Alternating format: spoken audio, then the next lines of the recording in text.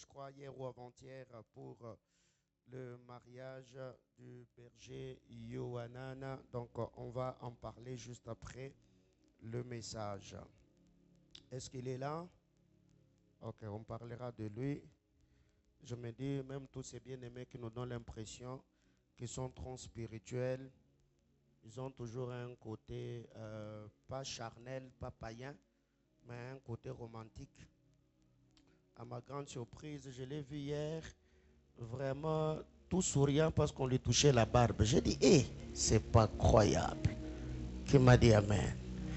Alors, ce n'est pas le sujet à l'ordre du jour. Ce matin, par la grâce du Seigneur, je nous ai promis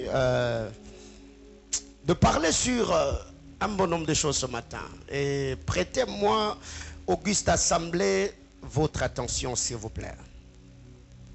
En lisant la parole de Dieu, dans le texte que nous venons de lire, nous voyons Jésus dans l'exercice de son ministère. Il arrive et rencontre cet homme qu'on appelle l'aveugle né, l'aveugle de naissance. Jésus était en train de passer. Alors que Jésus passait, Jésus a rencontré cet aveugle, mais l'aveugle ne l'avait pas rencontré. Parce qu'au fait, rencontrer l'aveugle, c'est le fait de l'avoir vu. Mais l'aveugle, lui, n'avait pas rencontré Jésus parce qu'il ne l'avait pas vu. Mais vous verrez ici, au fait, Jésus, dans l'histoire de Bartimée, c'est très différent avec l'aveugle de naissance. Bartimée avait rencontré Jésus. Pourquoi? Parce qu'il avait entendu parler de Jésus.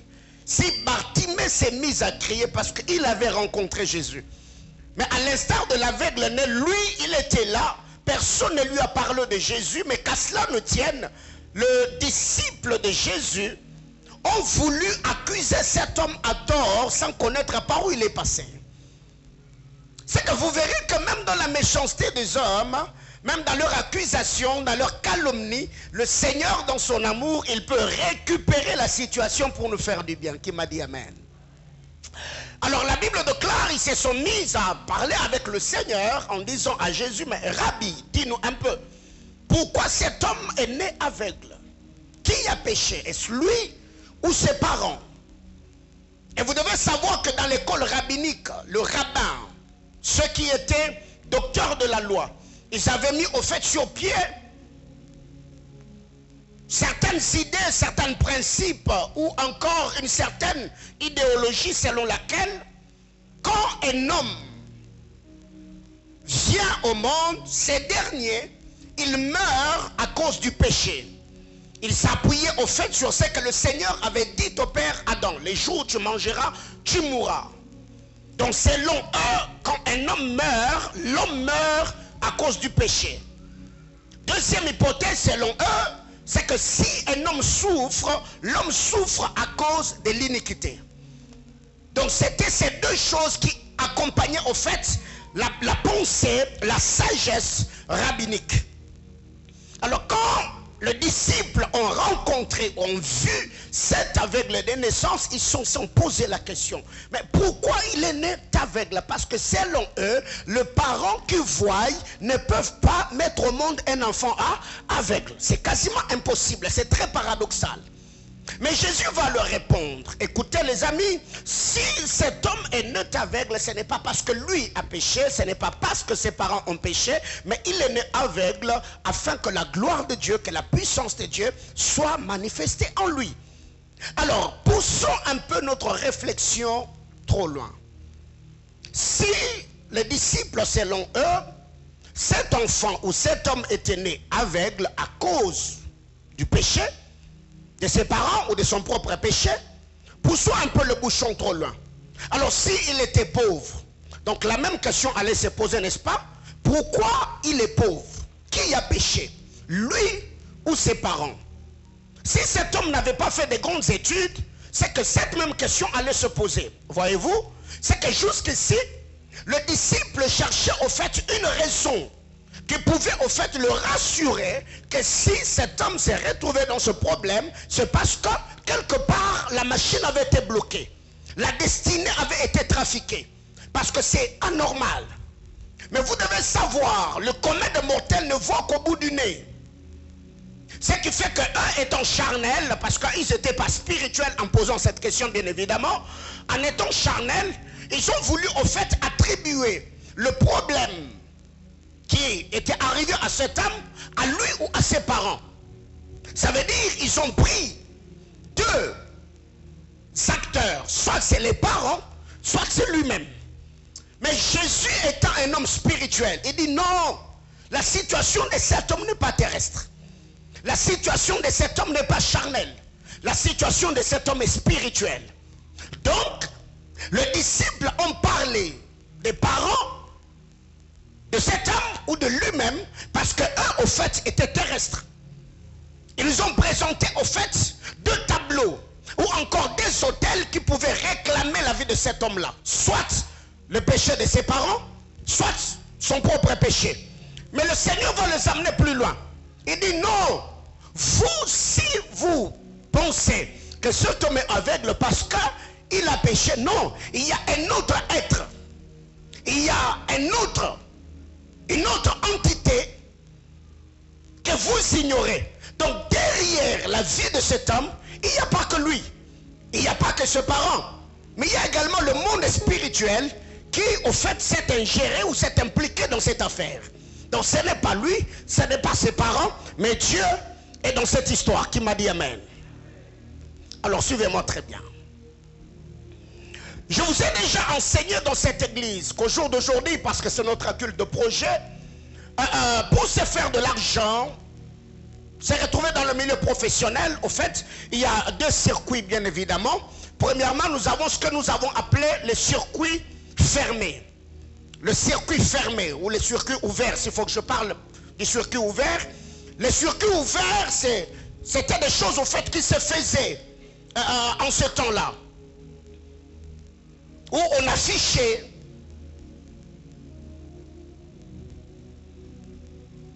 parlons bien évidemment du besoin de l'employeur. On cherche, on a besoin de tel qui s'y connaît dans tel ou tel autre domaine. Il y avait des affiches, les gens en parlaient.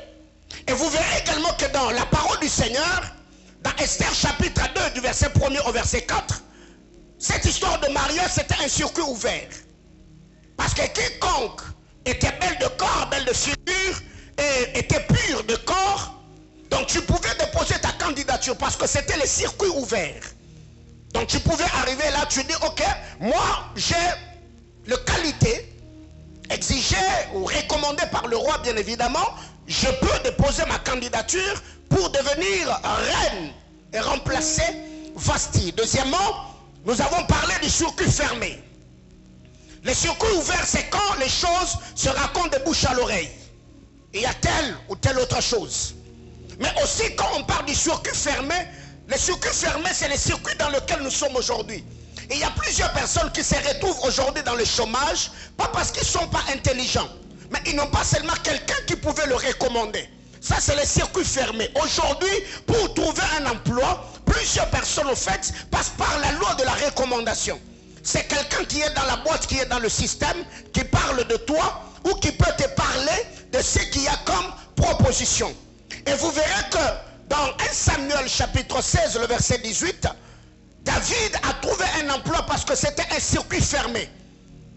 On avait pas lancé l'offre pour que tous ceux qui étaient musiciens aillent au palais et qu'ils aillent chanter là-bas ou jouer à la harpe pour qu'ils soient embauchés.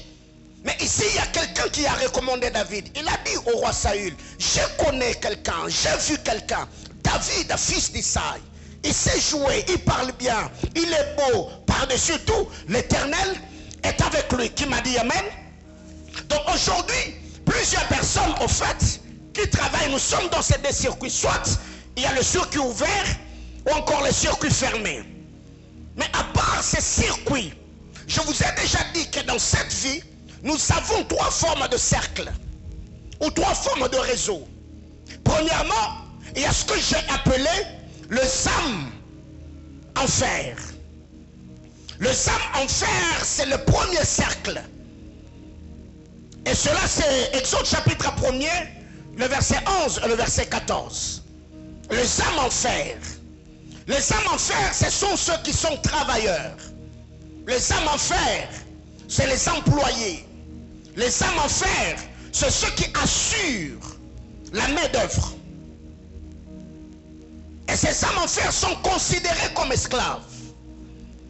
Et aujourd'hui, vous allez vous rendre compte que nous sommes chez nous, dans notre propre pays, mais la majorité de Congolais sont au fait des âmes en fer.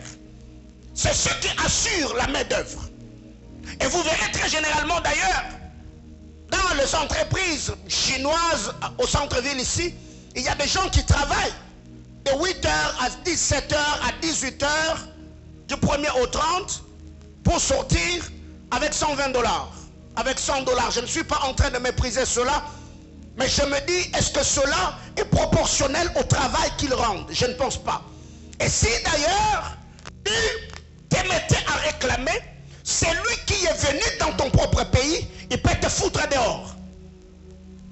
Il peut t'insulter, il peut te jeter dehors, sans même te dédommager. C'est que nous appelons, le terme technique, on appelle ça comment?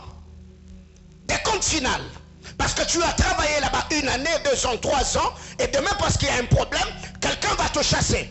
Et si demain, après-demain, tu saisissais le syndicaliste, tu verras que tes propres frères, parce qu'ils ont besoin d'argent, ils vont te trahir à condition qu'on lui donne 500 000, 2 000 ou 5 000 $, et ça se passe. Donc, premièrement, nous avons le premier cercle que j'ai appelé les âmes en fer. Deuxièmement, nous avons le deuxième cercle, les âmes en argent. Les âmes en argent. Exode chapitre 1er, le verset 11. Les âmes en argent. Les âmes en argent, au fait, c'est la classe moyenne. Les âmes en argent, c'est la classe moyenne. Ils ne sont pas esclaves, mais eux travaillent pour ceux qui commandent. À l'instar de Joseph. Joseph était dans le cercle, dans le réseau, dans le système de âmes en argent. À l'instar de Mardoché, ce n'est pas lui qui commandait, il y a quelqu'un qui était au-dessus de lui. Mais lui, au fait, travaillait pour celui qui l'avait placé ou celui qui avait enrôlé. Et quand vous regardez la vie de Joseph, la Bible déclare en Égypte, Joseph avait travaillé. Il avait acheté tout le pays d'Égypte pour lui? Non. Il avait acheté le pays d'Égypte pour qui? Pour Pharaon. Donc Joseph travaillait pour Pharaon. Mais en travaillant pour Pharaon, il vivait aisément. Il avait une bonne vie. Il pouvait se promener avec des chars. C'est comme aujourd'hui. Il y a d'autres personnes qui ne sont que des pions. Ils sont là, on les a placés. Ils travaillent peut-être dans une entreprise, mais ceux qui sont directeurs, PDG de cette entreprise-là, ce sont peut-être des Congolais ou encore des expatriés qui sont venus investir ici. Mais vous remarquerez que ce qui entre dans l'entreprise et ce que lui touche, ça ne va pas matcher. Mais quand même, il a une belle maison, il roule carrosse, il peut voyager comme il veut, il envoie ses enfants en vacances. Mais ce n'est pas qu'il est esclave, mais il est quand même esclave. Parce qu'il travaille pour quelqu'un. Troisièmement, nous avons les âmes en or. Les âmes en or, c'est les dirigeants. Les âmes en or, c'est les faiseurs de rois. Les âmes en or, c'est ceux qui commandent. Parce que ceux qui sont dans le cercle des âmes en fer, s'il commet un délit, on peut le chasser. Celui qui est dans la classe des âmes en argent, s'il offensait son maître, on peut le virer. Et quand vous allez dans l'histoire de Joseph, le panetier et les chansons, c'était des âmes en argent. Mais quand ils ont offensé Pharaon, ils se sont retrouvés où? En prison. Pourquoi? Parce que eux étaient libres. Ils vivaient aisément, mais ils travaillaient quand même pour Pharaon. Alors ici, il y a troisième cercle, troisième raison, que que j'appelle les âmes en or. Les âmes en or, c'est eux qui sont les faiseurs de loi. Les âmes en or, ce sont des puissants, des hommes influents qui n'ont pas que l'influence assure les entreprises, mais ils ont également l'influence même dans les nations. C'est eux qui commandent le trône. C'est eux qui établissent le roi. Ils peuvent t'établir ou te destituer. Pourquoi? Parce que c'est eux qui t'ont placé là-bas. Tu travailles pour eux. Et vous verrez aujourd'hui, beaucoup de chefs d'État africains, en fait, on est dans ça. Il est chef de l'État, mais derrière lui, il y a des gens qui tirent de ficelle. Si demain, après-demain, il ne fait pas ce qu'on lui demande de faire, vous connaissez ce qui arrive dans la suite, n'est-ce pas? Quelqu'un m'a dit amen? Alors, la grande partie de ce qui nous arrive, si vous êtes venus ce matin, je voudrais ici, Auguste Assemblée, vous rappeler que notre thème du mois, c'est la place et l'impact de la famille dans l'invasion. Tout ce qui nous arrive sur la terre des hommes, nous avons bien évidemment notre part de responsabilité. On est appelé à jouer notre partition à un certain niveau. Mais aussi, nos prédécesseurs ont leur rôle dans tout ce qui nous arrive. Vous savez que dans 40 ans, 50 ans, 60 ans, 70 ans, nous serons également les ancêtres que d'autres personnes appelleront dans leur prière. Vous savez ça? Oui? Oh, il ne faut pas bouder. Parce que si aujourd'hui déjà, tu as 30 ans, donc dans 50 ans là, dans 60 ans, tu seras déjà parti. Alléluia. Donc d'autres personnes, demain après-demain, ils seront également sur la terre des hommes en train de dire, le Dieu que Paulin Mbombo avait servi, cette fois-là, moi je ne serai plus là. Alléluia. Donc je serai déjà dans la gloire avec le Seigneur. Alors il y a des choses qui nous arrivent sur la terre des hommes. Et ce qui nous arrive, en grande partie, c'est aussi ceux qui nous ont précédés. Premièrement, pourquoi nous vivons certaines choses? C'est les choix de nos prédécesseurs. Ceux qui nous ont précédés, les choix qu'ils ont faits, ces choix-là peuvent influencer positivement ou négativement notre destinée. C'est un culte de projet. Les choix de nos prédécesseurs peuvent nous influencer positivement ou négativement. Quand vous lisez la parole de Dieu, pourquoi ces enfants, le fils de cet homme qui était dans la classe de fils de prophète, ont failli devenir esclaves parce que leur père avait fait un choix, était de prier, de servir Dieu sans investir. C'était un choix. Mais à un moment, ces choix-là semblaient être avantageux. Parce que cet homme craignait Dieu. Il n'était pas dans l'infidélité. Il n'était pas dans le délit. Il ne fonçait pas le Seigneur. Mais vous verrez que le choix qu'il avait fait, de servir seulement le Seigneur sans entreprendre, sans investir, ça a failli coûter la vie et la destinée de ses enfants. Il y a certaines personnes aujourd'hui qui souffrent dans cette vie, pas nécessairement parce qu'ils sont faibles, pas nécessairement parce qu'ils sont moins intelligents, mais seulement les hommes qui les ont précédés, ils n'ont pas au fait créé un cadre de vie, une plateforme qui allait permettre aux enfants de recevoir le background, de recevoir la formation qui allait au fait les aider à devenir des grands bonheurs dans la société. Il y a d'ailleurs plusieurs personnes aujourd'hui qui se plaignent. Quand vous l'entendez parler français, vous pouvez vous moquer. Mais lui n'a eu personne dans sa vie qui pouvait également le scolariser ou l'accompagner. Et il peut bien avoir la volonté d'étudier. Mais il va faire quoi? Avec cette crise économique, il va commencer par où? Et vous pensez aujourd'hui que tous ces enfants que nous appelons chégués, est-ce que ces enfants, en naissant, est-ce qu'ils étaient venus au monde avec l'intention demain après-demain de devenir les enfants de la rue? Je ne pense pas. en grande partie, certaines choses que nous vivons sur terre, c'est aussi les choix de nos prédécesseurs. Deuxièmement, leur manière de faire peut influencer d'une manière ou d'une autre notre destinée sur la terre des hommes. Leur manière de faire, la manière dont ils ont mené leur vie sur terre. Même ceux qui ont eu l'argent, la manière dont ils ont investi, la manière dont ils se sont gérés, la manière dont ils ont servi le Seigneur, ou la manière dont ils ont traité des alliances avec Satan.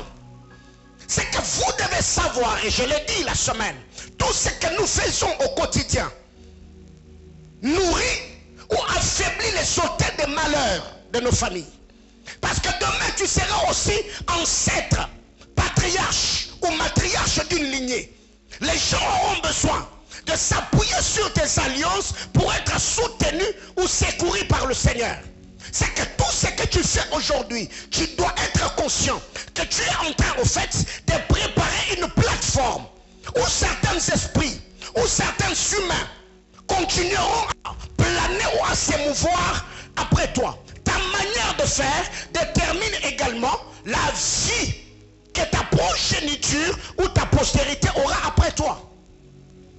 Il faut te battre dans la vie parce que c'est un culte de projet. Troisièmement, leur alliance. Leurs alliances peuvent nous favoriser ou nous défavoriser dans la vie. J'en parlerai un peu profondément la semaine. Quand vous allez chez les Sémites, les Juifs, la postérité d'Abraham, quand un homme met au monde un garçon et que le garçon a atteint un certain âge, cet homme plaçait son fils entre les mains de 7 de ses amis qui avaient l'expertise dans différents domaines. Prenons peut-être la maçonnerie, la menuiserie, l'ébénisterie et tout ce qui va avec la pâtisserie et tout ça. Pourquoi? Parce que mon fils, au fait, doit se retrouver dans un climat, dans un environnement qui va lui permettre d'avoir un background. C'est que si demain, l'ébénisterie ne marche pas, il peut se retrouver dans la menuiserie. Si dans la menuiserie ça ne marche pas, il se retrouvera au fait dans la pâtisserie. Donc c'était ça la culture juive. C'est que quand un homme a son fils, il va prendre cet enfant-là, il le place entre les mains ou l'autorité de 7 parents qui vont parrainer la vie de son fils ou la destinée de son enfant. Ce qui fait que si dans tel domaine ça n'a pas marché, l'expertise de tel autre parent va aider l'enfant à faire quoi? À s'en sortir dans la vie. Donc les alliances que nos prédécesseurs ont traitées sur terre, soit avec Dieu, soit avec Satan, peut également jouer un rôle dans l'influence ou encore influencer positivement ou négativement notre destinée. Quatrième chose, c'est leur investissement. L'investissement des parents dans les enfants. Ça aussi c'est très important. Leur investissement. L'éducation qu'ils ont communiquée, les valeurs de base. Vous verrez aujourd'hui que les enfants qu'on appelait autrefois, dans la Deuxième République, les enfants des Mauvanciers, ces enfants-là étaient gâtés. Très gâtés même. À l'école, ils ne faisaient pas de bons points parce qu'ils grandissaient en Europe. À la maison, on parlait français. Ils pouvaient parler bien français. Mais aujourd'hui, ils sont nulle part. La majorité, que ce soit au pays ou à l'étranger, ils prennent des drogues et tout ce qui va avec. Pourquoi? Parce que les parents étaient vraiment doux avec ces enfants-là. On ne les a vraiment pas éduqués à devenir des hommes dans la société, à se battre pour gagner leur propre vie. Mais parce que tout ce que ces enfants-là avaient besoin, les parents mettaient à leur disposition. En fait, aujourd'hui, les enfants ne se retrouvent pas. Mon ami, bats-toi autant que tu peux. Tu peux tout avoir à la maison. Tu as l'abonnement en permanence, on t'achète des chaussures, on t'achète des vêtements, on te scolarise. Peut-être les parents t'ont déjà acheté même un véhicule qu'ils ont mis à ta disposition. Mais rassure-toi que les parents n'en auront pas toujours quand tu seras dans le besoin. C'est que pendant qu'ils sont là, bats-toi autant que tu peux, utilise leur relation, crée-toi toi-même un profil, bâtis ton personnage, afin que demain, après-demain, quand les parents ne seront plus en mesure de te prendre en charge, que tu fasses ce que tu es censé faire. Qui m'a dit amen? Dernier point par rapport à ces rubriques, c'est leur cercle d'amis. Leur cercle d'amis. Le cercle d'amis de nos prédécesseurs joue un très grand rôle. Pourquoi Mephibosheth n'a pas fini sa vie à Lodébar? Parce que Jonathan, son père, avait un ami que nous avons appelé David. David a pris soin de Mephibosheth. Mais vous verrez que cet homme, le paralytique de Jean chapitre 5, communément appelé le paralytique de Bethesda, quand Jésus arrive, il va dire à Jésus, moi je n'ai personne. Le cercle d'amis. C'est que tout homme qui sait qu'il est un peu les reins sur terre, il ne va pas seulement travailler pour léguer l'héritage à ses enfants, mais il va également leur créer un réseau. À telle enseigne que quand lui ne sera plus sur la terre des hommes, le réseau créé prendra en charge ses enfants. Et il y a des hommes qui lui seront redevables. C'est pourquoi sur la terre des hommes, apprenez à marquer le cœur des hommes. Quand vous ne serez plus là, il y a des hommes que le Seigneur utilisera pour prendre soin de vos enfants. Le psalmiste nous dit, j'étais jeune, je vieillis. Je n'ai jamais vu un juste abandonné. Moi encore sa postérité, un juste à abandonner. C'est que les justes, au fait, il a eu deux réseaux. Premièrement, c'est le réseau céleste. Parce qu'il était juste, il était en alliance avec Dieu. Mais de deux, le juste aussi dans son milieu environnemental, il y a des gens à qui il a fait du bien. Ainsi, quand les enfants du juste crieront, le Seigneur enverra le pain, il enverra la rosée, mais cette rosée, les enfants du juste les retrouveront dans le cercle où les justes avaient vécu, afin que ces derniers prennent soin de sa postérité. Les amis, la vie ne tourne pas qu'autour de vous. Apprenez à faire du bien aux humains. Moi aujourd'hui, je l'ai toujours dit et je le répète, je ne vis plus pour moi-même. Certaines choses que je fais aujourd'hui, je marque le cœur des hommes parce que je sais que tôt ou tard, tu rencontreras peut-être un de mes enfants. Peut-être je ne serai plus là. Tu te diras, ah, son père m'avait prêché la parole, son père m'avait encadré, son père avait investi à moi. Alors je fais quoi?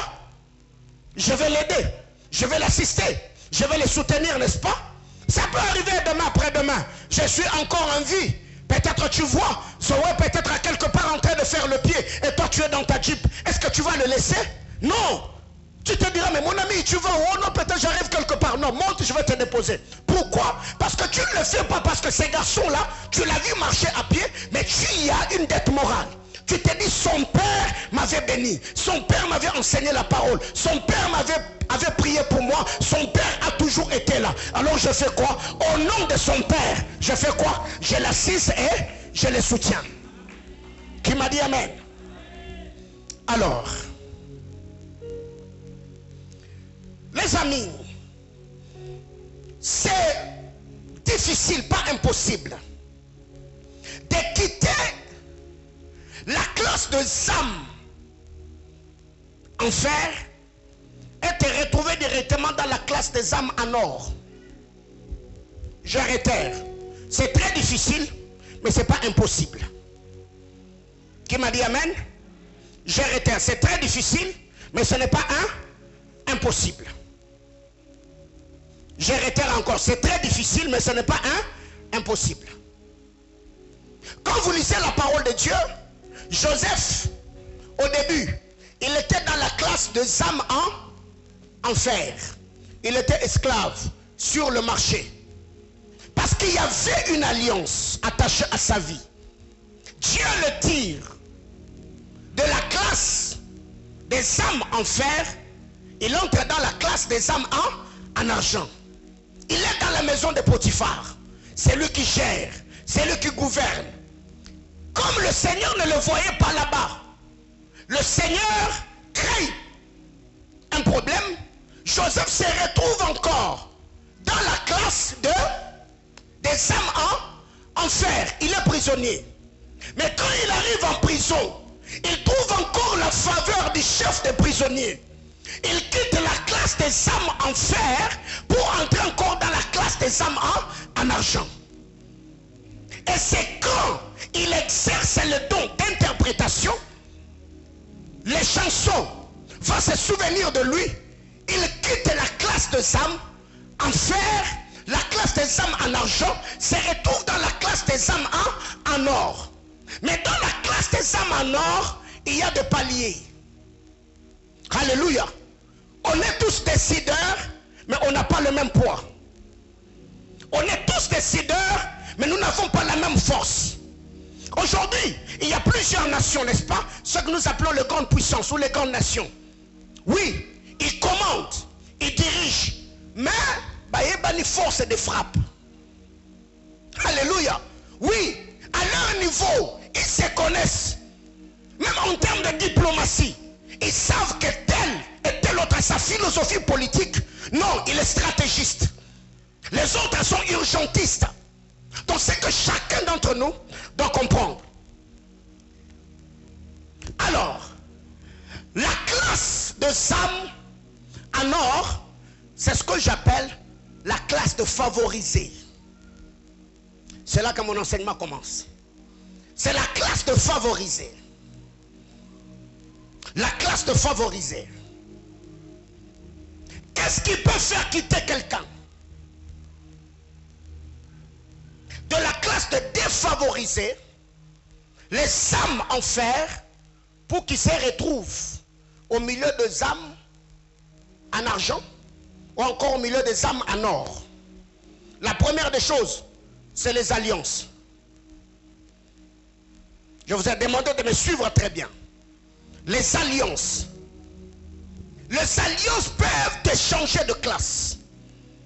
Les alliances peuvent te faire quitter du point A au point B. Je venais de parler de Joseph.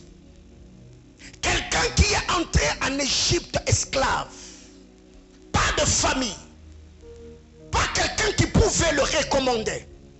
Joseph se voit assis sur le char, habitant un palais, ayant des serviteurs et des servantes,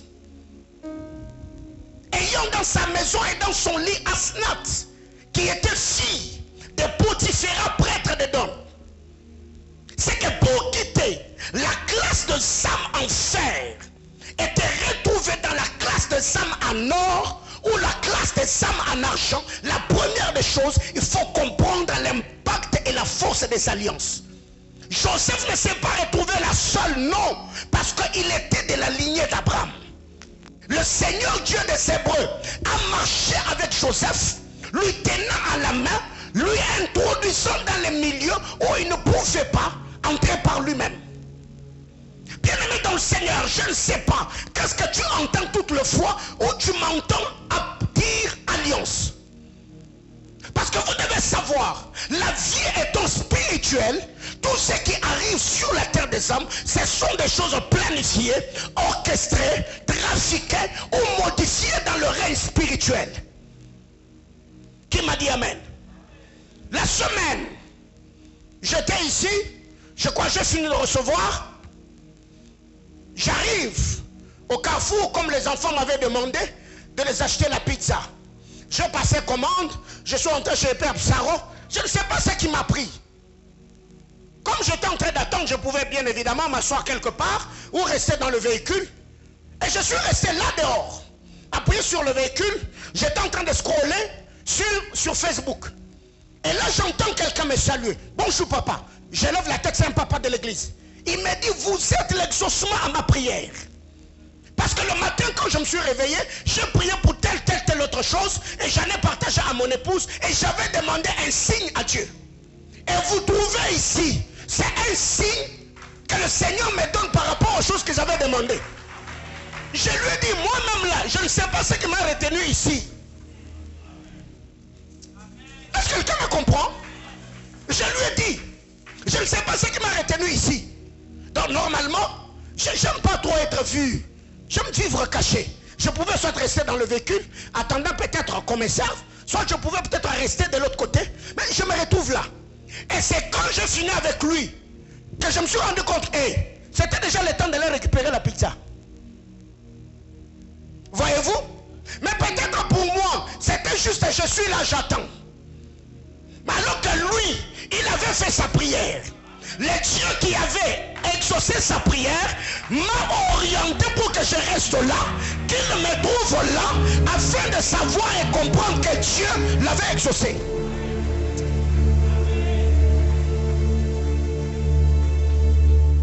Premièrement, c'est les alliances. Mais Mephibosheth s'y est retrouvé à Lo-Débar. Il quitte Lo-Débar, il rentre au palais. Pourquoi? Parce qu'entre David et Jonathan, il y avait une alliance. Deuxièmement, le savoir-faire peut te faire quitter de la classe des défavorisés, des âmes en fer, pour t'introduire dans la classe des âmes en argent ou encore les âmes en or. Le savoir-faire. David s'est retrouvé au palais, pas parce qu'il était mannequin. La Bible déclare, il sait parler, oui, mais par-dessus tout, il sait jouer. Parce que Saül n'avait pas besoin d'un chantre. Non, Saül avait besoin d'un homme qui savait jouer et par-dessus tout qui avait l'onction. Le savoir-faire. Bien-aimés frères, vous pensez qu'en Israël, c'est tout le monde qui avait la facilité de parler avec Moïse? Non. Mais Oholiab et Beth-Salel se sont retrouvés à côté de Moïse. Pourquoi? Parce qu'en eux, il y avait le savoir-faire. Et c'est Dieu qui dit. Il dit, j'ai placé en eux la capacité d'inventer.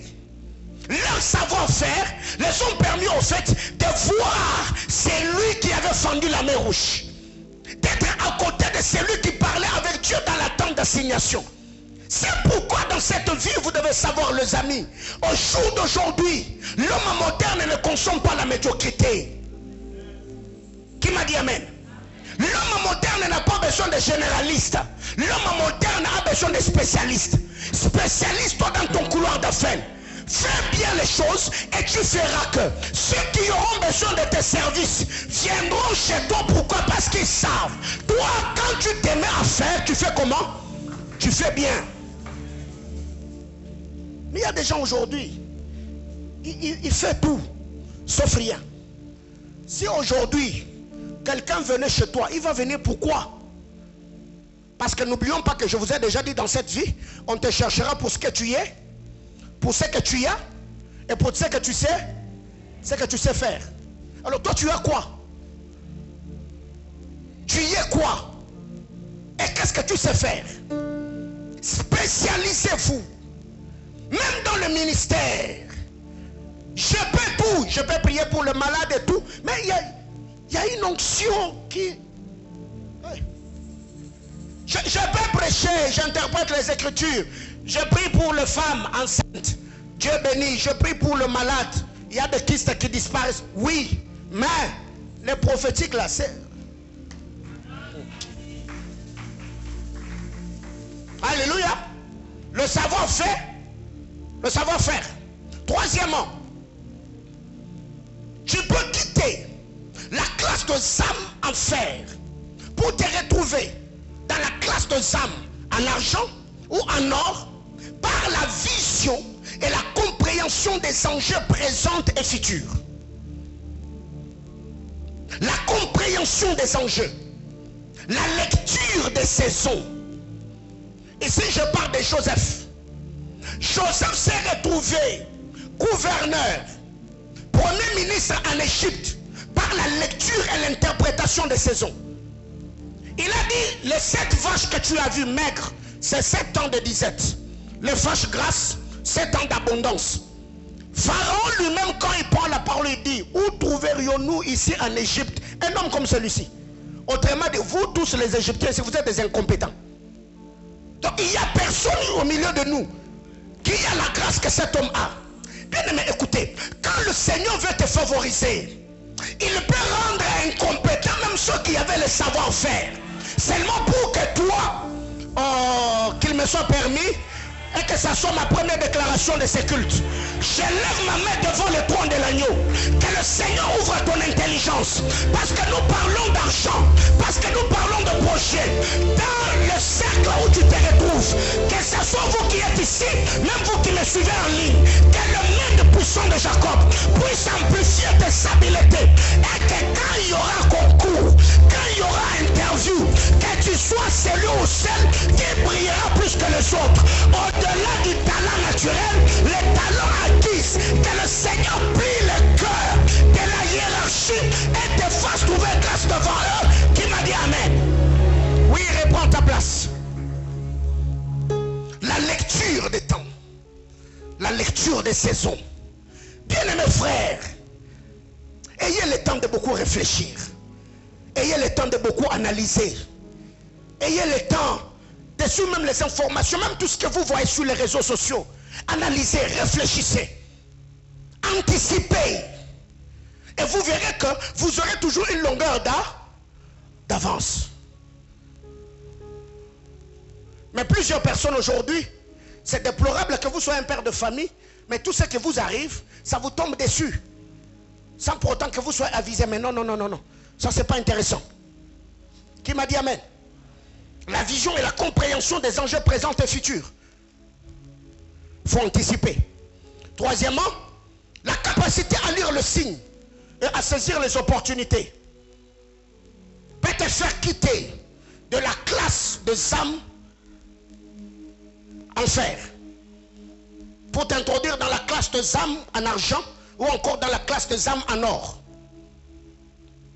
Lire les signes de temps et saisir les opportunités. Pourquoi les fils d'Issachar étaient consultés en Israël? Parce qu'ils avaient la capacité à faire quoi? À lire les temps et à dire à Israël ce qu'Israël devait faire. Ils n'avaient pas l'argent, non, mais eux ils avaient la capacité à lire les signes de temps. Oui, c'est pas Joseph qui avait eu le rêve, non, c'était le rêve de quelqu'un d'autre, mais lui a interprété et ça l'a positionné. Alors c'est que vous devez savoir saisir les opportunités dans la vie. Vous devez savoir que quand vous sentez que c'est le moment, et c'est parmi les choses qui différenciaient ceux qui étaient guéris à la piscine de Bethesda, saisir les opportunités. C'est quand les eaux sont agitées là, quand tu te jettes en premier, tu es guéri. Mais si quelqu'un d'autre s'est déjà jeté, papa, toi si tu viens, ça ne sera pas le bain de la guérison, ça sera le bain du rafraîchissement. Tu vas te rafraîchir. C'est que Bethesda, dès que l'ange descend, c'est lui qui entre après lui. Celui-là est guéri. Mais celui qui vient, après celui qui est venu après l'ange, lui là, il ne sera pas guéri. Lui, il se rafraîchit. Alors qu'est-ce qui arrive? Il y a plusieurs personnes aujourd'hui.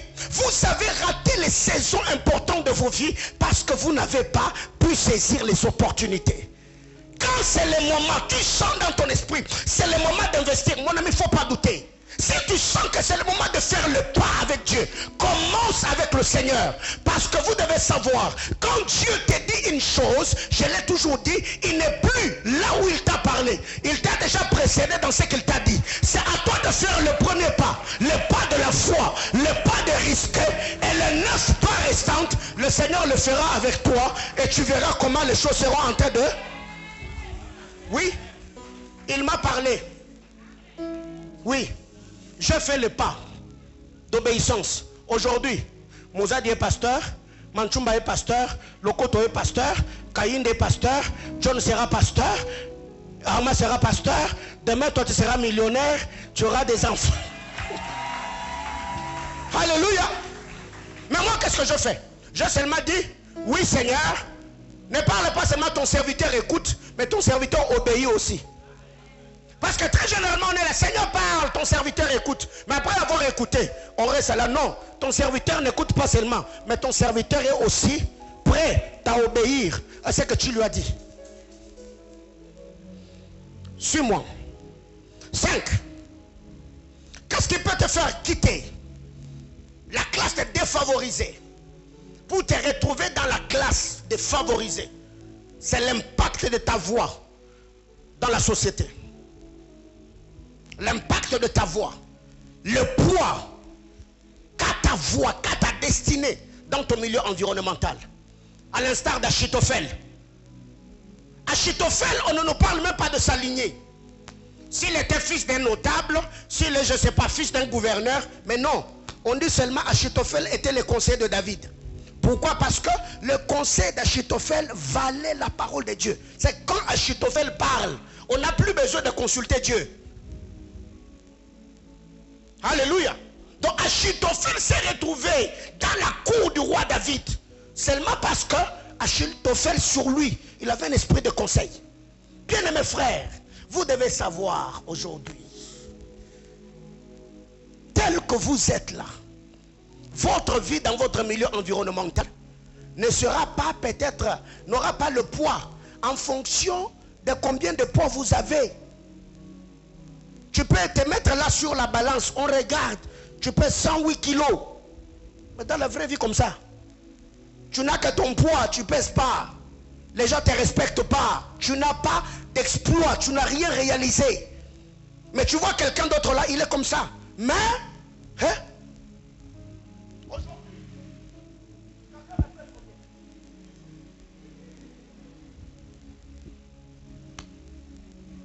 Alléluia. Mais, regardez ce que c'est là. Qui m'a dit amen? C'est que vous devez savoir, votre voix doit peser. Quand je parle de la voix, je ne suis pas en train de parler de cette voix-là, non. Je parle de votre aura spirituelle. C'est quand vous arrivez quelque part, même les entités savent que toi tu viens te réveiller. Oh. Les amis, est-ce que quelqu'un comprend de quoi je parle? Les anges qui sont entrés à Sodome, ils n'avaient pas de trompettes. Ils n'ont pas mis de fiches, moins encore de banderoles. Mais tous les habitants de Sodome se sont dit non, non, il y a des gens qui sont arrivés ici.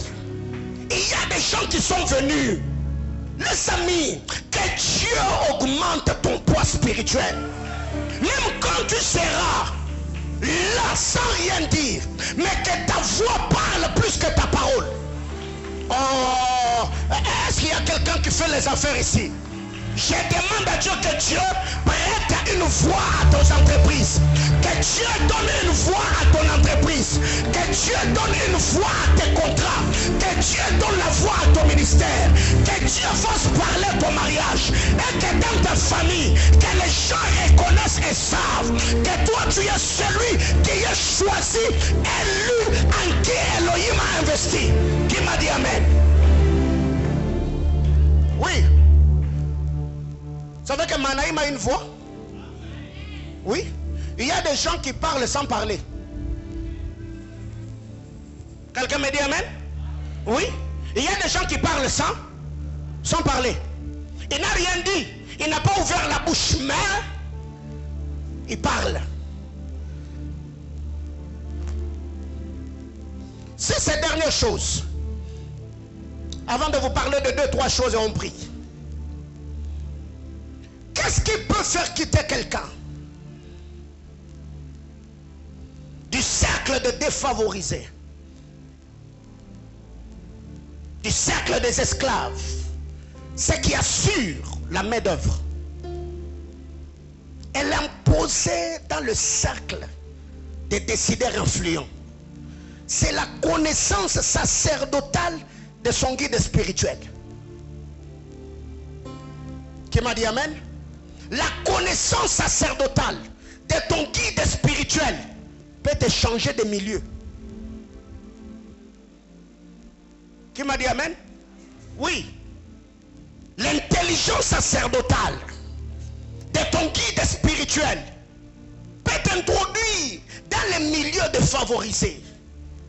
Ça veut dire, toi là, tu as grandi dans un milieu où on ne te respectait pas, on ne t'honorait pas, même dans ta famille. Vraiment, toi, moins toi, égale toi. Qui m'a dit amen? Il y a des gens, hier, on ne te consultait pas.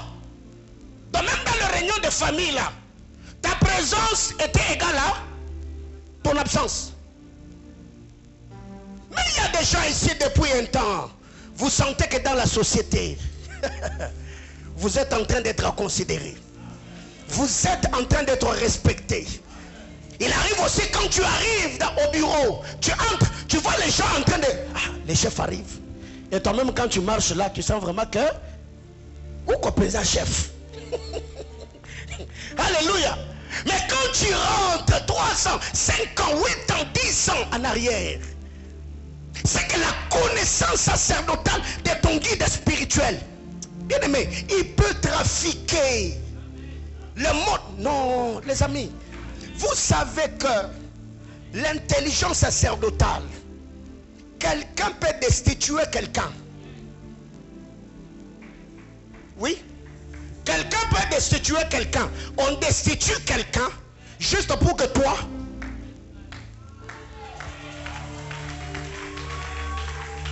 Qui a compliqué la vie de Naaman? Hein? Donc Dieu là s'est arrangé pour que Naaman et toute sa lignée soient bannis, afin que Mardochée fasse quoi? Oui. C'est pourquoi je vous ai dit, les grandes nations, les grandes puissances, tous ils sont des grandes nations, mais il y a force de frappe. Alléluia. Et c'est la dimension d'être un prêtre manipulateur d'atmosphère. La Bible clame, tout dépend des temps. C'est que là où les temps et les circonstances sont contre toi, quelqu'un, lui, par la connaissance sacerdotale, il peut entrer dans le règne spirituel. Il replace les choses, il corrige le destiné et il te prend toi là. Il te place là et il te fixe là. Ah oui. Qu'il me soit permis de te le dire, ça, je sais le faire. Ah oui. Quand vous lisez la parole de Dieu, dans Juge chapitre 17, Mika, avant l'arrivée du Lévite, Mika avait son fils comme prêtre dans sa propre maison. Parce que quand sa mère lui a donné des statues, des idoles, Mika a pris son propre fils, il l'a placé comme prêtre dans sa maison. Mais quand le Lévite est venu, Mika témoin et dit, je vois, je sais et j'ai compris maintenant que Dieu me fait du bien. Parce que j'ai ces Lévites pour prêtre. Prêtre veut dire guide spirituel. Les amis, ce que j'aime dans cette église, c'est que vous avez aujourd'hui l'intelligence sacerdotale. Il y a un de mes fils, je l'ai même vu au culte ce matin. Depuis Beraka, il a pris l'engagement d'acheter 20 litres de carburant ou je ne sais pas de mazout chaque semaine. Et il était en train d'attendre un contrat là. D'autres personnes ont vu cela sur le statut. Il était en train d'attendre ce contrat là, mais ça ne venait pas. Il m'écrit hier, il me dit, papa, le vendredi j'étais fâché. Je suis sorti, j'ai touché le groupe électrogène. J'ai dit, groupe électrogène, tu reçois mon carburant. Bien aimé, la vie est spirituelle. Il a prié vendredi. Samedi, il m'écrit pour me dire le contrat qu'il attendait. Le contrat est signé. Comment vous expliquez ça? Quel est le rapport qu'il y a entre le contrat et le groupe électrogène? Le groupe a reconnu les empreintes de savon. Le groupe a dit, j'avale souvent ton carburant la semaine. Et il m'a dit, je ne veux pas rester vide. Je libère le contrat pour que tu continues à me nourrir.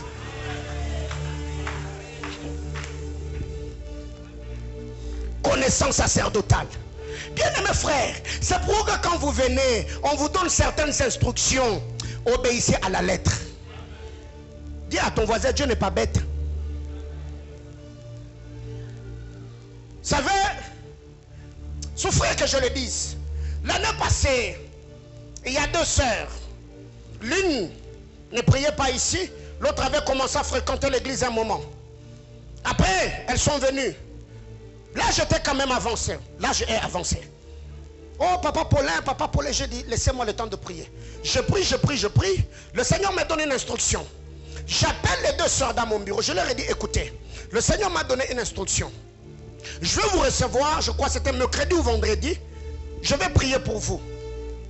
Mais je me suis rendu compte que les ruptures que vous avez tout le temps, il y a comme un mauvais parfum qu'on a libéré dans le règne spirituel qui fait que vous avez comme l'esprit d'inachèvement des choses. Alors moi je vais prier pour vous et on va poser un acte prophétique. Venez seulement avec le parfum que vous utilisez. Donc ton propre parfum là. Viens avec ce parfum là. Moi je vais prier pour toi. Et on sera avec toi sur l'autel.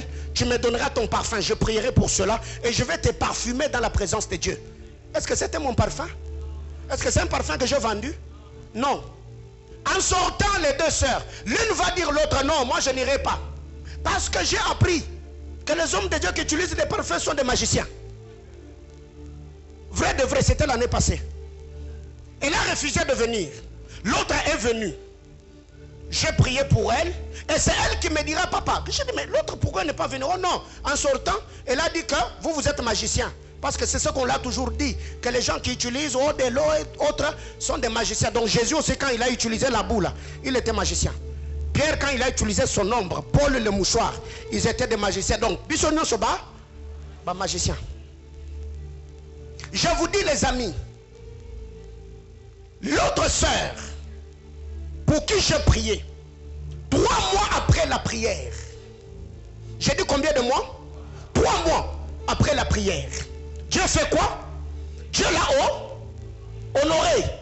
Elle a eu une relation de 3 mois. Après 3 mois, on l'a dotée. Pasteur Jonathan, venez.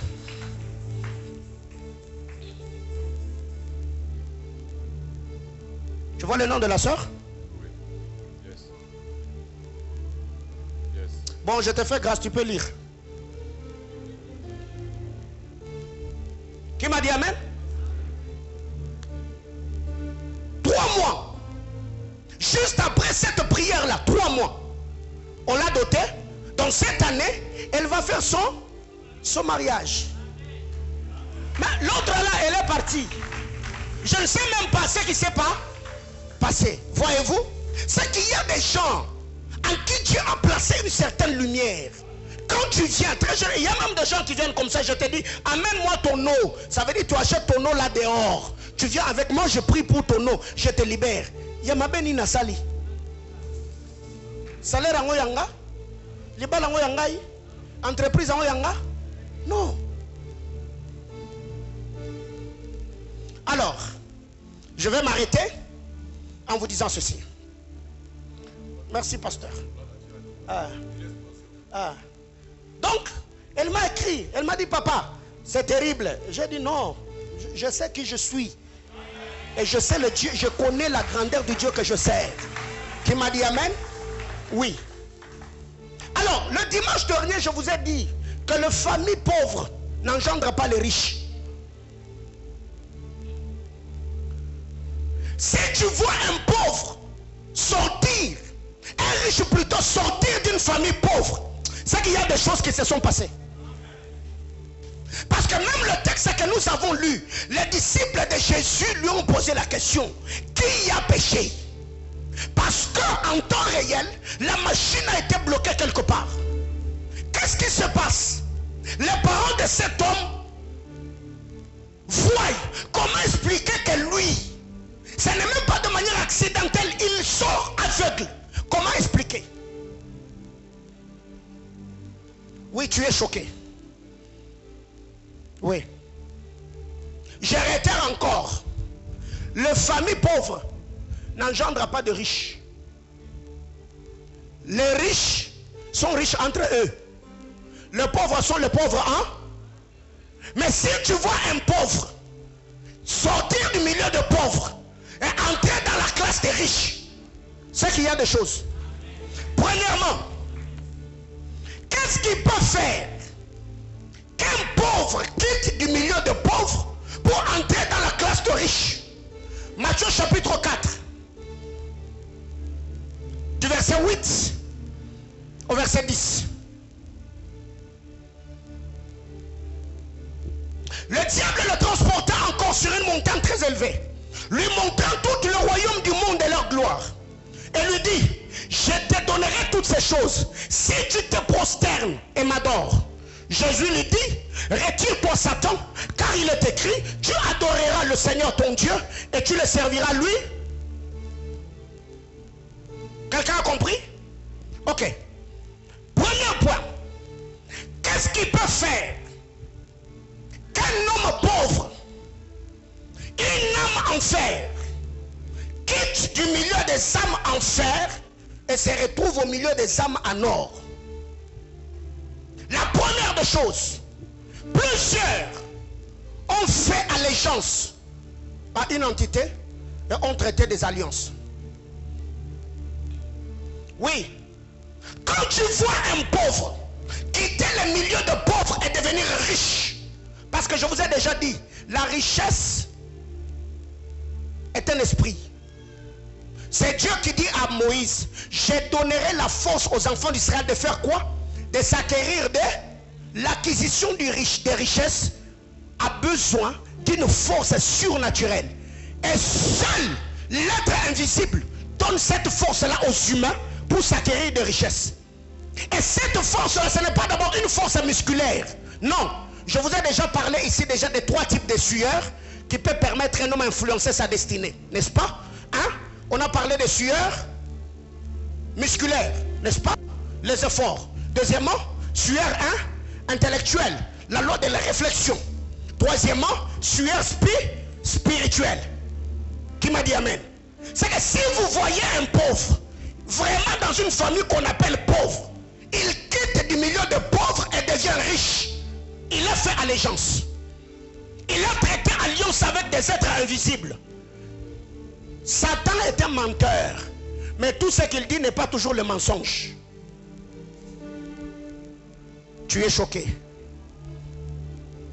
Quand Satan a dit à Jésus que tout le royaume m'a été donné, Jésus lui a dit, tu as menti? Hein? Non.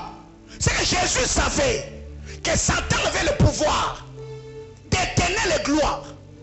C'est que vous devez savoir, quand un pauvre, qu'on appelle vraiment pauvre, qui le voit dans une famille où personne n'a sorti la tête, celui-là arrive à sortir de cette famille-là. Il s'est fait un nom et se retrouve au milieu des grands. Il a fait allégeance. Premièrement, soit c'est quelqu'un qui a fait allégeance. Parce que l'allégeance dont je parle ici, c'est l'adoration, c'est la soumission.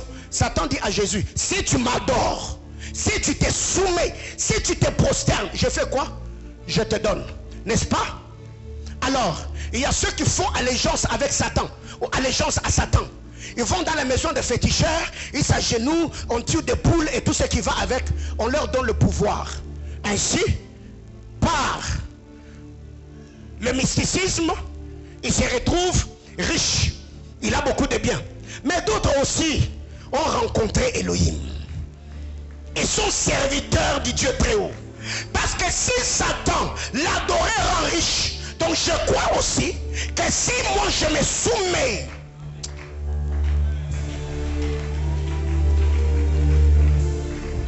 c'est que si Jésus s'était prosterné, Satan allait faire de lui quelqu'un de célèbre, n'est-ce pas? Mais il allait rater sa mission. Il allait avoir juste une gloire temporelle et au milieu de ses frères. Cette gloire-là n'allait pas devenir une gloire universelle. C'est que pour qu'un pauvre quitte la classe des pauvres et entre parmi les riches, c'est que celui-là, il a fait allégeance. Et ça, c'est prouvé même dans les Saintes Écritures, de Genèse à Apocalypse. Adam et Ève ont mangé le fruit. Ce n'était pas seulement le fruit, mais c'était la soumission, c'est l'obéissance à un enseignement. Satan a enseigné, n'est-ce pas? Le serpent a enseigné. Or Jésus dit, si vous m'aimez, gardez mes commandements. Garder mes commandements veut dire obéissez à ce que je vous ai dit. Quand Satan enseigne, Ève a fait quoi? Elle a obéi. Elle a dansé au rythme de la mélodie chantée par Satan. Parce que je vous ai toujours dit, tout prédicateur est un musicien. Ce n'est pas moi qui l'ai dit, c'est Ézéchiel qui nous dit. Tu es comme un habile chanteur. Tu possèdes une belle voix. Tu chantes, mais Israël ne danse pas. Chanter, c'est prêcher. Chanter, c'est enseigner. Danser, c'est obéir au rythme de la mélodie entendue. Quand Satan prêche, quand Satan enseigne, quand Satan chante, elle se met à danser. Mais elle n'a pas dansé seule. Après qu'elle ait dansé, elle a également entraîné son mari dans la danse. Ainsi tous aujourd'hui nous dansons. Parce que nous sommes de la postérité d'Adam. Ainsi Jésus arrive. Satan lui dit, si tu veux quitter la classe de pauvres, fils d'un charpentier, et tu veux devenir célèbre, je fais quoi? Prosterne-toi, fais allégeance, agenouille-toi, prosterne-toi, adore. Bien-aimés frères, Satan était menteur. Je vous dis, Satan était menteur. Et il n'y a rien de bon dans le fétiche. Il n'y a rien de bon dans l'occultisme. Il n'y a rien de bon dans la magie. L'Éternel est celui qui enrichit et dont la bénédiction ne se fait suivre d'aucun chagrin. Alors, si faire allégeance à Satan peut pousser un homme à voir la gloire, si traiter alliance avec Satan peut pousser un homme à voir la renommée et la notoriété, alors toi qui es sauvé par le sang de l'agneau, toi qui serves le Seigneur, la Bible déclare du riche qu'il était. Oh, du riche qu'il était. Je disais du riche qu'il était. Moi j'ai fait allégeance. Ce matin j'ai dansé pour lui. J'ai fait allégeance. Ce matin je l'ai adoré. J'ai fait allégeance. Je me suis agenouillé à l'autel. Alors je demande à Dieu, si Satan donne aux humains parce qu'ils sont fait allégeance, parce que toi tu es serviteur de Dieu, tu y as jeûné au début de cette année 30 jours, tu y as perdu du poids, je prie que Dieu te donne le poids.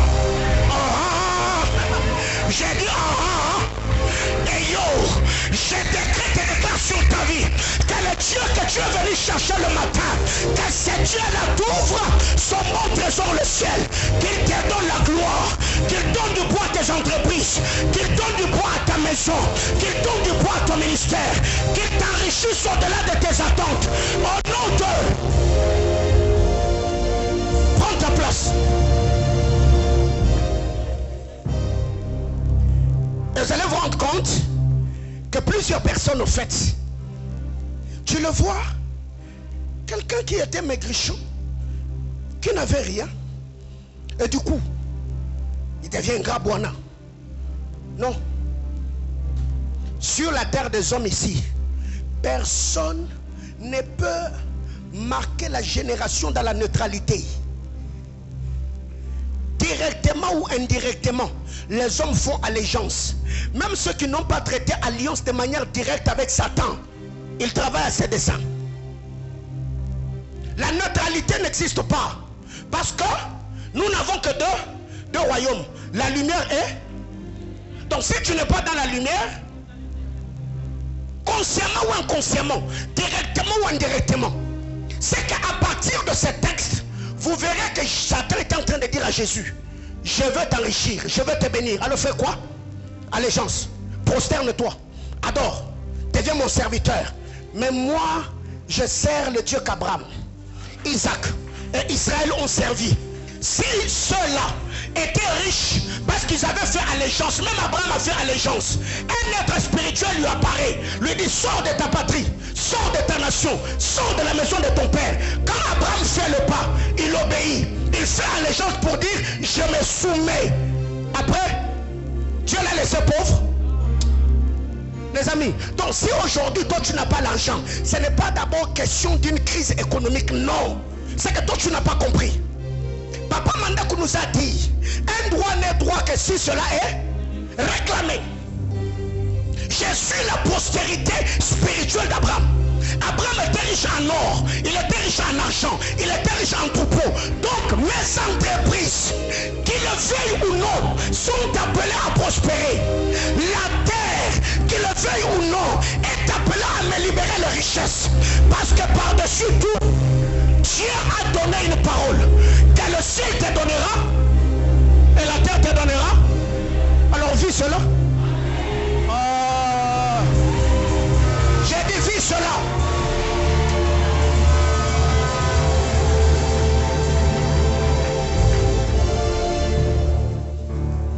Quand un homme fait allégeance, sa soumission, son obéissance met en activité des êtres spirituels qui vont travailler avec lui qui vont travailler pour lui.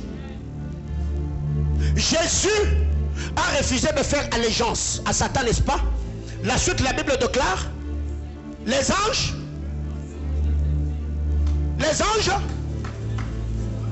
c'est que si tu fais aussi allégeance à Satan, qui vont te servir? Les démons. Oui.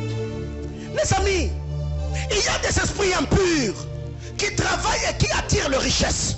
Et dans notre royaume, il y a une catégorie d'anges qu'on appelle les anges serveurs. Les anges de cette histoire, la Bible déclare, les gens se sont venus et l'ont servi.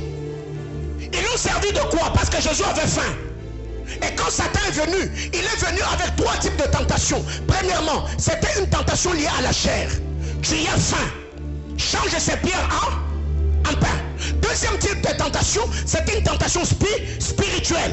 Il l'a amené dans la ville sainte. Il l'a placé sur le temple. Il lui dit, jette-toi, parce qu'il a été dit à ton sujet. L'Éternel enverra son ange, il te protégera. Troisième type de tentation, c'était une tentation matérielle. Adore, prosterne-toi, je ferai quoi? Je te donnerai la gloire. Mais Jésus dit non, je ne le ferai pas. Les gens se sont venus le servir. Si ils sont venus le servir, ils lui ont donné quoi? À manger parce qu'il avait faim, n'est-ce pas? Ok. Si cette tentation était une tentation d'ordre spirituel, quand les anges arrivent, ils vont donner quoi? L'onction et la gloire de guérir le malade, de chasser les esprits impurs, n'est-ce pas? Si l'autre tentation c'était la gloire, autour de Jésus, la Bible déclare, il y avait des femmes, des intendants, des hommes riches, comme Nicodème, comme Zachée, comme Joseph d'Arimathée, qui étaient autour de Jésus. C'est que parce qu'il a refusé de faire allégeance, il y a des êtres spirituels dans chaque domaine où il était tenté qui sont venus l'accompagner. Alors je demande à Dieu que le Seigneur Dieu qui m'est apparu, à qui je fais allégeance, en acceptant de le servir dans cette vision, Elohim, le Dieu de l'éternité, le Dieu d'Abraham, le Dieu d'Isaac, le Dieu de patriarche, je prie que ce Dieu te serve, que le Seigneur t'accorde la grâce et la faveur de t'enrichir, que l'argent entende le son de ma voix, que les êtres de gloire qui sont attachés à l'onction de prospérité, qui repose sur ma vie dans de Dieu, se mettent en activité et te servent cette saison. Qui m'a dit amen? Parce que je vous ai toujours dit, aux promesses attachées l'onction. Quand Dieu te dit, je te bénirai, c'est l'onction de la bénédiction, l'onction de la richesse qui l'attache. Or, les anges sont attachés à l'onction pour accomplir la mission.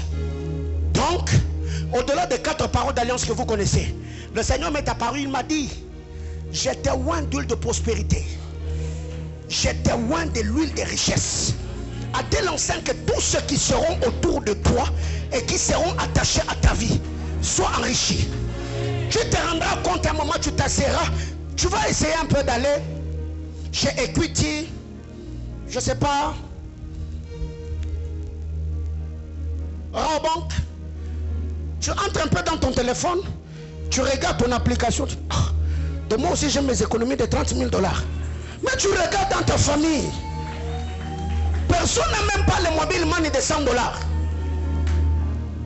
Ça, c'est ce que le Dieu que je sers sait faire.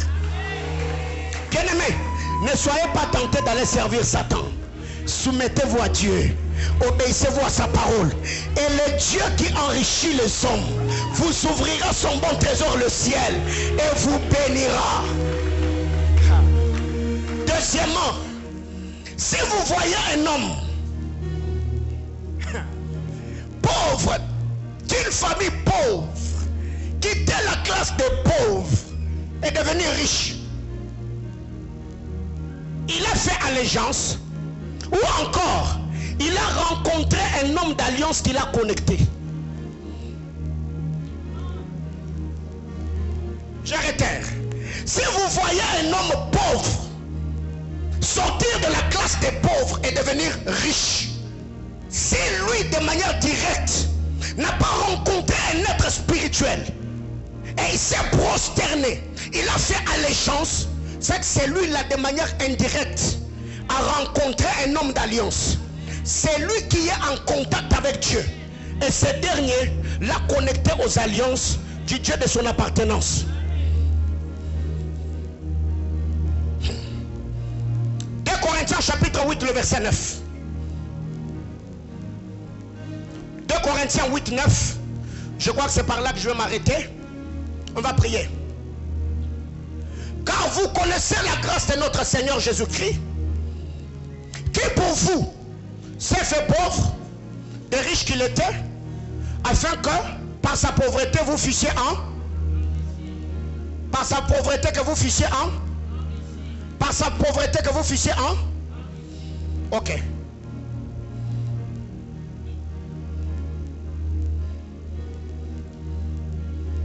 Corinthiens chapitre 6, le verset 10. 2 Corinthiens 6, 10. Comme attristés, et nous sommes toujours joyeux. Comme pauvres, et nous enrichissons. Comme n'ayant rien, et nous possédons. Du riche qu'il était, il s'est appauvri pour que vous fussiez. Donc, si tu fais allégeance de manière directe, tu reçois Jésus comme Seigneur et Sauveur, tu vis l'accomplissement de 2 Corinthiens chapitre 8, le verset 9. Mais si c'est un homme d'alliance que tu as rencontré, tu vivras 2 Corinthiens chapitre 6, le verset 10. Donc, nous sommes pauvres.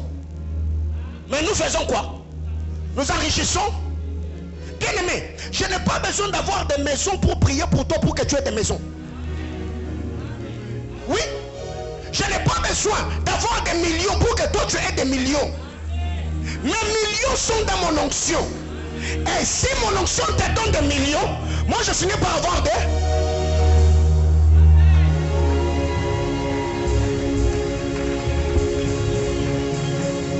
Si un homme pauvre, ici d'une lignée pauvre, devient riche, il a rencontré un homme d'alliance. Un homme qui est en alliance avec Dieu, il a pris de là, il l'a connecté. Ainsi ce dernier est devenu bénéficiaire d'une alliance qui va modifier son ADN. Lui qui était pauvre, on le récupère de là, pam, pam, pam, pam, pam, pam, il gravit de ces échelons jusqu'à devenir. La royauté était pour Benjamin ou pour Judas? La royauté était pour Benjamin ou pour Judas? Pour Judas. Mais comment est-ce que Saül s'est retrouvé roi? Il a rencontré un homme d'alliance qu'on appelle Samuel. Si David devient roi, c'est normal, c'est légitime. Il est de la lignée de Judas. Donc il y a une promesse, il y a une lignée. Si aujourd'hui, je vois peut-être le fils d'Elon Musk rouler avec Lamborghini, ça va t'étonner? Si il roule avec Bugatti Veyron, c'est parmi les véhicules les plus luxueux au monde, est-ce que ça va t'étonner? Non. Pourquoi? Parce que son père est multimilliardaire. Un fils de John Bezos, si je le vois aujourd'hui avoir un manoir de 18 chambres, ça ne me fera rien. Mais si tu vois le fils de papa Barthélemy, hein? Le fils d'Engouange Amoutonde, devenir millionnaire, non, c'est que ça c'est surprenant. Les Juifs étaient scandalisés de voir un homme de la basse classe qui s'appelait Jésus opérer des miracles. Mais non, Jésus n'a jamais dit je suis fils de Joseph. Mon père a, moi aussi j'ai. Donc s'il agissait comme son père, il devait fabriquer des chaises. Parce que son père était menuisier. S'il agissait comme son père biologique ou son père adoptif, il devait faire des charpentes. Mais Jésus dit mon père agit. Donc mon père spirituel a agi. Mon père céleste a agi. Moi aussi je fais quoi? C'est une insulte que d'être connecté à une alliance bénie, mais toi tu es pauvre. C'est une insulte. Oui, je dis c'est une insulte. Alors, moi, je rencontre Jésus. Le riche qu'il était, il s'est fait pauvre pour que moi je sois enrichi. Il investit en moi de bénédictions spirituelles et j'accepte l'appel. Je marche. Mais moi qui suis pauvre, il y a plusieurs qui sont enrichis. Vous avez déjà acheté des maisons? Tu as une Jeep dans le parking, tu as un compte en banque, tu fais des affaires, tu brilles dans le ministère. Moi je suis pauvre. Je n'ai pas besoin d'avoir la taille de Doxa Manchumba pour l'engendrer. Je n'ai pas besoin d'avoir la barbe de Yohanan et sa taille pour devenir son père. Je n'ai pas besoin d'être élancé comme John ou Jonathan. Mais quand on couche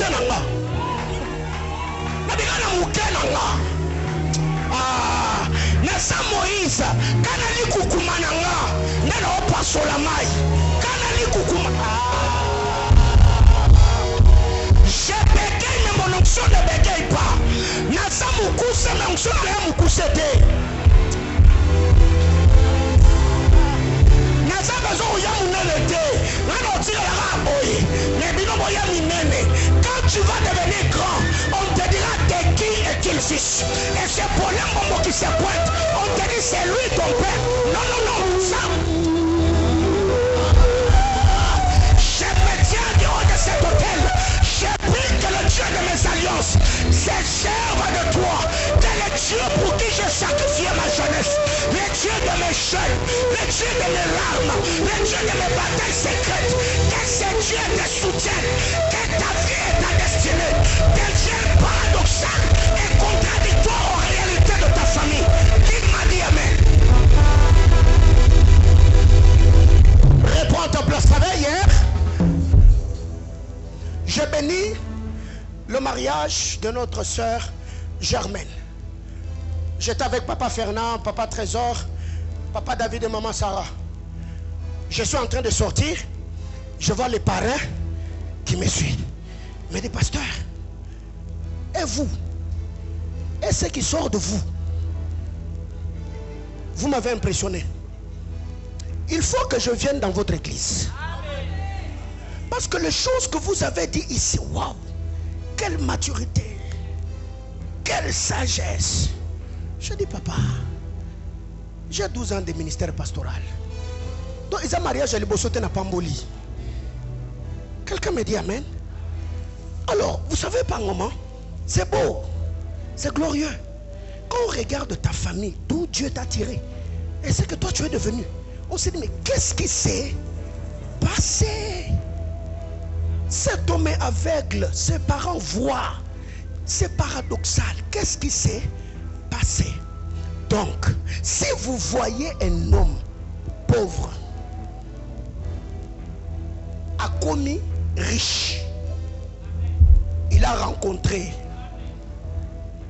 Parce que la Bible est une histoire de rencontre. Oui, ce qu'il a rencontré. Donc là, tu n'as encore rien vu.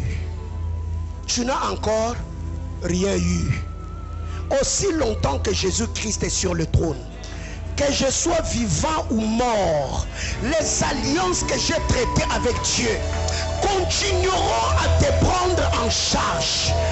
Que toi et moi soyons vivants ou morts, même nos enfants après nous, le Dieu que toi et moi servons là, il n'abandonnera pas notre postérité. Si nos pères n'ont rien fait pour nous, ils sont touchés aux fétiches pour être des grands chasseurs au village. Nos arrière-grands-pères, ils se transformaient en crocodiles pour aller faire la pêche et nous sont attirés des malheurs. Mais nous sommes une lignée nouvelle qui traitait alliance avec Elohim, le Dieu de ta jeunesse sacrifiée. Ce Dieu-là te surprend et te surprendra cette année. Sa gloire va luire dans ta vie. Je te bénis. Je bénis tes entrailles. Je bénis ta postérité. Je bénis tes enfants. Je bénis ton mari. Je bénis ta femme. Je bénis ton futur mariage. Je bénis ton ministère. Je bénis tes projets. Je bénis tes entreprises. Je bénis tes relations. Je bénis ton carnet d'adresse. Je bénis ton téléphone. Je bénis ta vie. Je bénis